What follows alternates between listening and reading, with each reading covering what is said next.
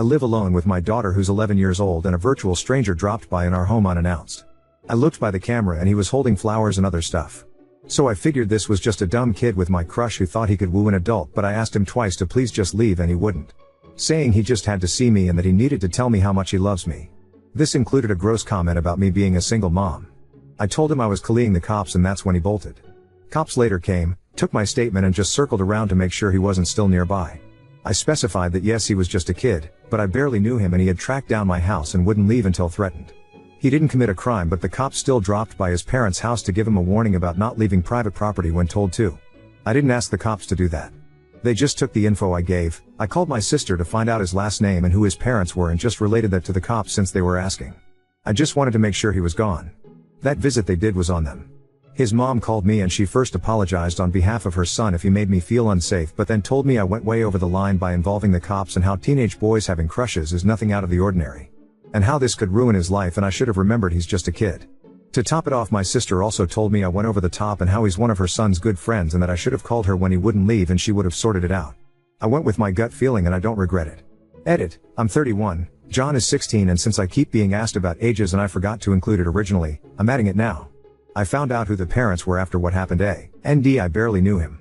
We interacted a little bit in a big gathering. Commenter, where did that mom get your number? That would be my first question. Given the connection, it seems that your sister and nephew are way too liberal with your information. I would have a serious conversation with them about that before changing your number. To change your number. Oop, for the sake of brevity, I summed up a lot of what happened afterwards. My sister messaged me and said the mom wanted to call me and apologize for what had happened and assure she and her father wouldn't let it happen again. I told her yes for several reasons. One, I genuinely thought she was ashamed of what happened and wanted to set things right. I wanted to make it clear that this could never happen again, and I wanted to ask where this bizarre fixation came from, and that as adults we could maybe fish out whatever negative influence affected that boy and could potentially affect my nephew since they're in the same friend group. I simply shared the relevant part, which is her trying to guilt trip me for calling the cops. Commenter, the guilt trip makes me suspect that the mother has dealt with this issue in the past. It would be more normal to be embarrassed, confused, or even angry, but the focus on police feels like someone trying to avoid evidence of a pattern of behavior. Oop, the mom made sure to mention how he had never acted like this before and that he got the wrong idea from seeing how his brother treats his wife. Among other weak, random justifications. So she was definitely determined to brush this off and make me think this was a once-in-a-lifetime major lapse in judgment. My sister has known the kid for years, so I'm really hoping she was temporarily taken back and just put her foot in her mouth. She insisted my nephew didn't tell him how to find me, and I told her that just made things worse, and she agreed it was creepy he somehow tracked my house down. Enter, NTA. You did everything right. Exactly and perfectly right. Never doubt your gut. DM me if you need me to say that to you again. Screenshot this post so your sister and this kid's mom can see how extremely, thoroughly, and completely wrong they are. A teen having a crush is 100% normal. A teen doxing a crush, finding her home, taking flowers over to the crush and refusing to leave is 100% abnormal. His mother needs to take this more seriously. Either the boy is untethered from reality in some normalish kind of way, like if he's super young, under 12 years old, or he's verging on a real mental health issue. His mother needs to attend to this. Mom doesn't need to overreact, but she also can't underreact. Take it seriously. Oop, he's 16, so not super young. Since he told me single moms need love, I don't think he's neurotypical. Oop clarifies she meant neuroatypical / but instead had idiotic ideas about older, single women. From the impression I got when I met him, he's not neuroatypical and his mom didn't mention it. Jesus, I haven't even thought about how now I need to tell my sister and nephew to never let him tag along. I'd hope they just stop associating with him. Commenter, NTA. What if you didn't report it and later on he accused you of something? It's better to be safe than sorry. Oop, I thought about that as well. He was already deluded and no doubt would have tried to play that card if he could.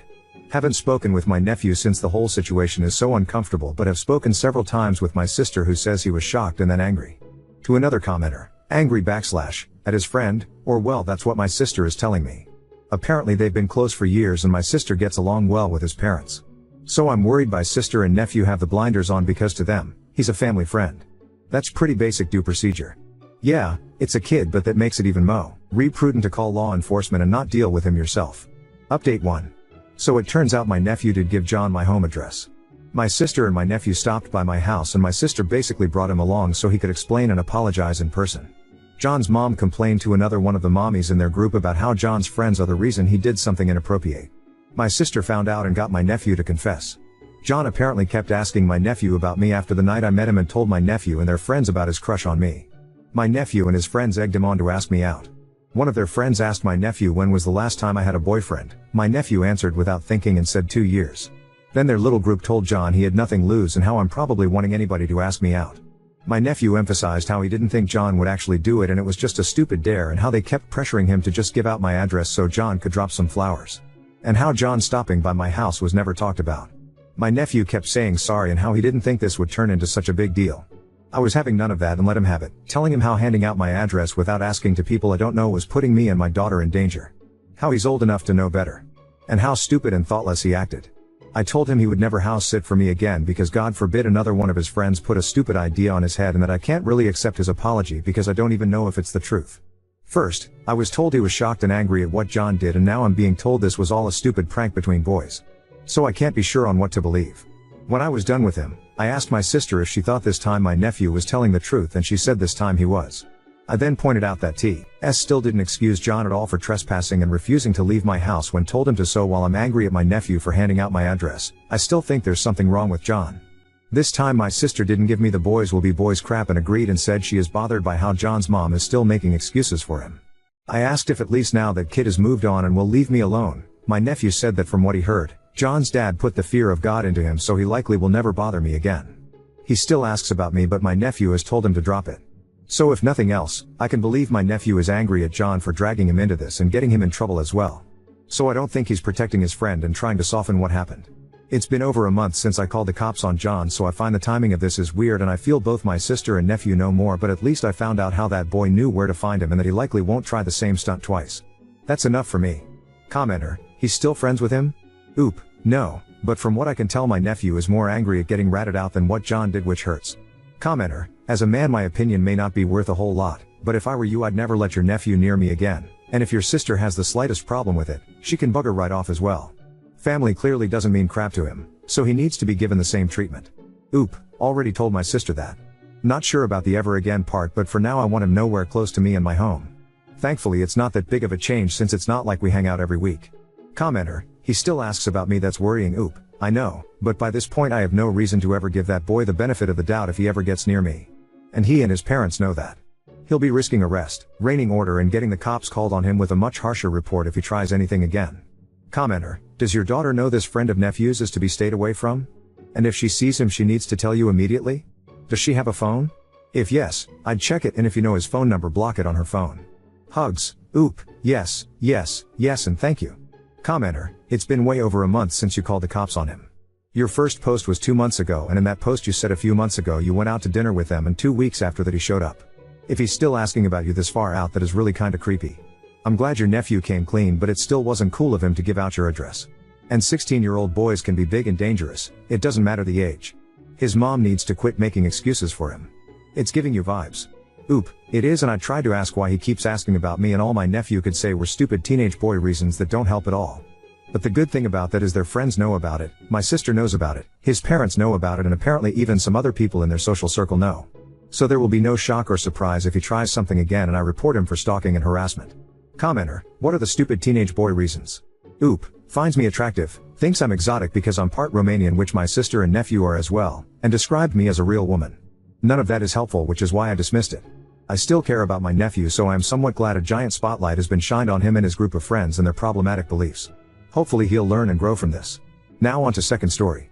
Wife hoarded over 70 animals, turning our suburban home into a chaotic, unsanitary mess, leading to divorce and potential custody loss. It's 6 a.m. and the roosters have been crowing non-stop for the last 2 hours in our sunroom adjacent to our bedroom.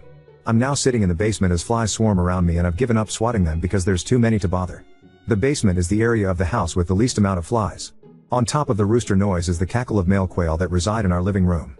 They live in the base of 3 cages that are filled with budgies and cockatiel. When I wake up I remember to put on my slippers, and I hope I get to them before stepping in dog urine or fresh dog shit. Our carpet in our master bedroom is saturated in dog urine with many spots that haven't dried out yet. Yesterday, my wife bought our daughter a new tortoise and a frog. The tortoise will be added to the aquarium with our bearded dragon. The bearded dragon, which is often, is free to roam the house because my wife feels it will be happier. It is free to poop on our furniture or floor or where it was left out last. As I sit here in my basement, the one place where I do not allow any pets, I'm listening to a rabbit thumping its paws on the floor above me, or it's the sound of it biting and ripping apart our wall or furniture. I'm not sure which noise it is, but I don't care anymore. We have at least 6 rabbits. Their little claws make a loud scraping and tapping noise as they scurry and hop across our laminate floors. The main level of our home is littered in rabbit droppings. The droppings get pushed to the side as our 4 children and us inadvertently kick them around while walking through the main level of our home. The dogs won't likely get let out this morning to go to the bathroom. The smaller dog doesn't even obey the command to go out anymore. He just stares at you confused by your directive. If he does go outside, he just comes back in to find a place to shit and pee in one of our bedrooms. Our backyard doesn't have much dog shit because it's mostly in our bedrooms. It will stay there for days on end because there is no expectation that it shouldn't be there. The new smell from the giant rug I bought for the basement has worn off. It smelled like glue and dye, and it drowned out the odors from the dozen chicken that reside in our family and living room. They live in a couple 36-inch fabric pop-up enclosures filled with pine shavings. It is saturated with chicken shit and urine and has soaked into our oak hardwood floors, permanently damaging them. The stench is eye-watering. We have a lot of feathered friends here. In our master bedroom are 3 more cages with a variety of exotic birds that sing loudly all day long and leave a permanent mess of seeds on the floor around the cages. They are free to roam, and so our room has dropping along our bed's headboard, on our pillows, along the sides of the doors where they perch, in our bathroom mirrors and down our shower curtains. Our sunroom has 30+ chickens, and about 8 or 10 of them are roosters, and the roosters crow all day. This is where the flies breed. They come in through the 40-year-old sliding door that is often left open. This door separates the sunroom from our living area and our kitchen. The flies swarm in, and at any given time there are dozens of flies in our living space. The heat and humidity bake the sunroom floor, which is covered in chicken shit and urine, and the odor spreads through the house. Our house is in a suburban neighborhood. We do not live on a farm. In addition to these animals, we have 2 pet rats. They are sweet, but as you would expect, their cage is not well maintained and it stinks 90% of the time. Our boys' room has a snake and axolotl aquarium. One of our daughters has an algae-covered fish aquarium that we fill with water whenever we hear the filter screech because the water evaporated too low.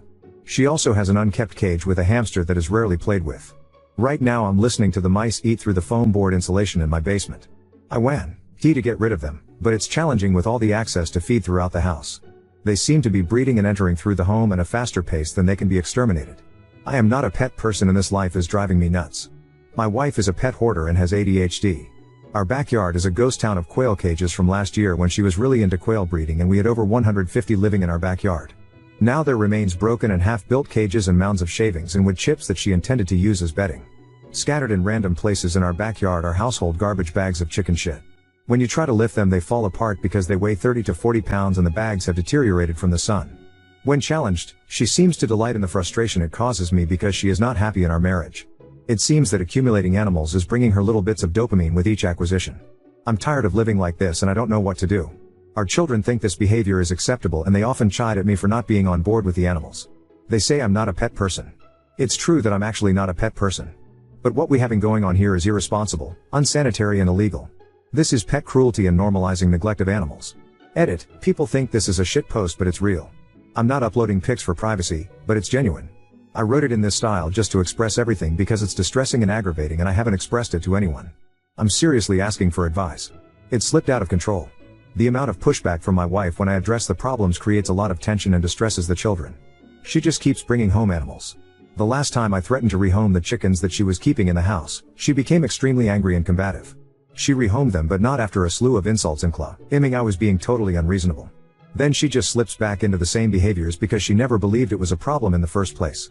We've had company come to our house, but no one has called CPS or animal control yet. Seeing all these reactions has me realizing just how bad it is from an outside perspective, and a CPS call is a serious possibility, and that is terrifying. And edit, some of you may remember my post venting and looking for advice on what to do in regards to an extreme animal hoarding situation with my wife. Dozens of chickens residing in the home and a variety of animals roaming outside of cages in the home, feces and a rampant mice infestation. After posting, I sought therapy and started getting my bearings straightened out. In the midst of setting firm boundaries and beginning the work to clean up literally 2 tons of chicken shit, sand and pine shavings and resolving the rodent problem, a call to CPS was made by a third party and an investigation ensued. Believe it or not, by that time, much of the situation was resolved, animals rehomed, home cleaned and sanitized. Nothing came of the CPS investigation and it was pretty quickly closed out. However, the relationship was essentially permanently damaged as my wife continued to deny the problem was out of hand. Deep resentment developed towards each other. Fast forward nearly 12 months and my wife requested a divorce. We are now separated, awaiting an official legal divorce. I have moved into a very nice home and have the kids 50-50. My physical and mental health has dramatically improved. My kids now have an organized and clean haven. They seem happy. It seems inevitable she may lose custody of the kids at some point altogether. I'm hoping she can keep things in check, but due to the constant denial that there was a problem, it will most likely repeat. I may have no choice but take steps to ensure the children's safety at some point, further disrupting the children's lives from her otherwise loving mother. Limitations on pet quantities and cleanliness standards are written into the divorce settlement agreement. BTW, wife has been in therapy for a couple years in the midst of the hoarding.